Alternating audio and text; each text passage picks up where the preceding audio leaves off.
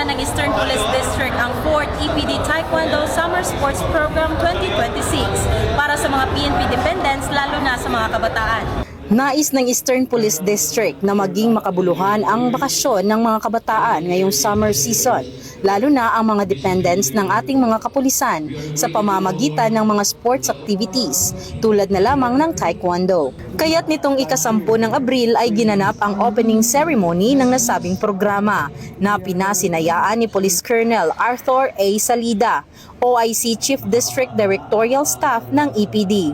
Nilahukan din ito ng mga EPD Taekwondo team sa pangunguna ni Police Staff Sergeant Johnny D. Oliva, EPD Taekwondo Head Coach, na silang magtuturo sa mga kabataang kalahok na karamihan ay mga anak ng pulis at miyembro ng EPD. So, ang mga inaasahan natin sa program na ito, meron tayong punching, blocking, kickings especially. Siyempre, beyond that, yung discipline na may impart natin sa mga kabataan, rest assured na ito ay ititake nila hanggang sa school, sa family, kung saan man sila makapunta, talagang matuturuan ng disiplina yung mga kabataan. Kasi yan yung kailangan na mag-intervene na ngayon yung mga kapulisan, yung pag-i-impart ng discipline sa kabataan.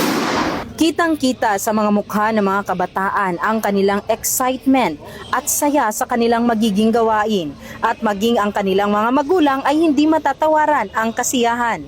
For me as a mother, napakalaking tulong po nito, lalo na po sa aking anak na victim po ng bully sa school. It helped a lot for self-defense, self-discipline, then sa sportsmanship. Yun yung gusto kong matutunan ng aking anak. Ang naturang programa ay naaayon sa PNP Focused Agenda sa ilalim ng PNP Moral and Welfare na nagnanais na mabigyan at mapangalagaan ang bawat kapulisan at pamilya nito. Mula dito sa Eastern Police District, ako po ang inyong PNN correspondent, Patrolwoman Jenny Midolor, alagad ng batas, tagataguyod ng Balitang Pulis.